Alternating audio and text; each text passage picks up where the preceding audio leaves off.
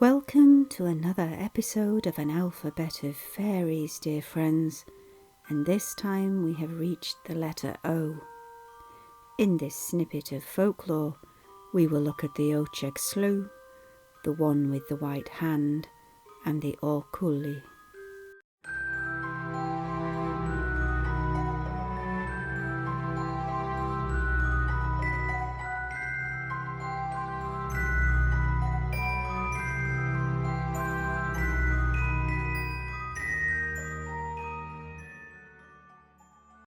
The Oiteagh Sluaigh, translated as the people's puff of the wind, is a strange thing from the Highlands of Scotland.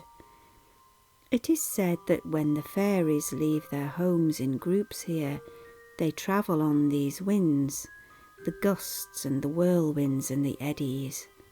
Some poor folk, travelling during the night, have had the misfortune to be lifted up by these strange winds, carried for miles while trying desperately to get back down to the solid earth again.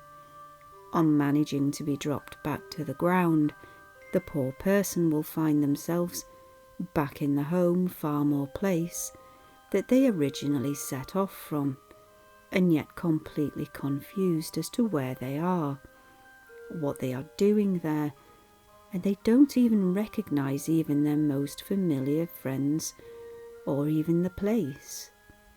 Other travellers on these strange winds might find themselves in impossible to reach places high on cliffs, up mountains, on the tops of trees or on distant hills. Even daytime travels are not unheard of, especially in the Scottish Highlands, where the person is terrified of falling down into the sea between isles. There is a way to avoid being taken, though, or to rescue a victim. You must remove your left shoe and throw it into the wind as it starts to form. I wonder if that's why there are so many single shoes that I see when driving around.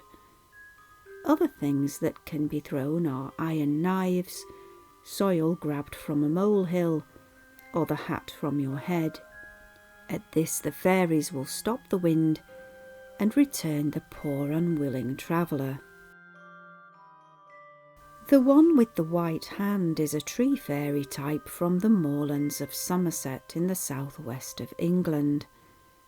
They live in birch tree forests.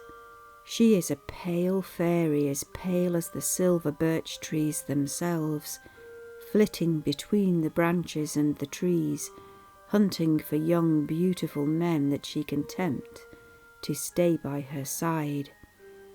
She is said to have long white hands looking like blasted twigs, and as white as a ghost in all of her beautiful form.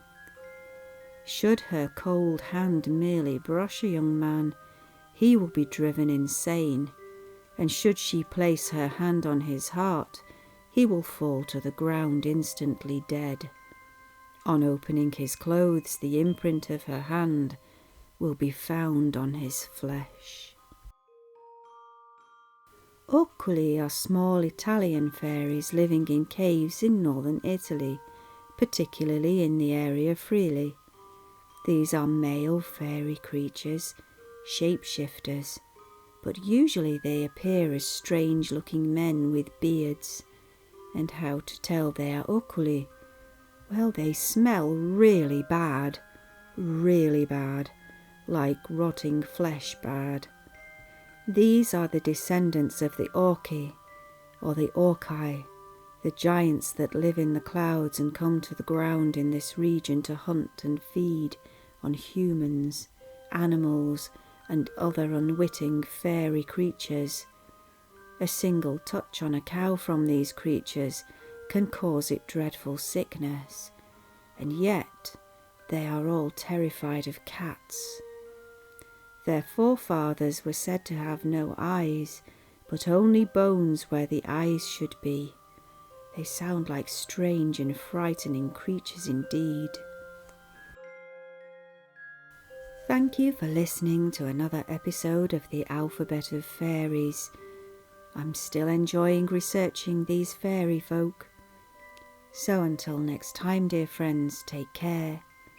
Brightest of blessings, and remember, don't play with the fairy folk, or you may end up in one of my folk tales yourself.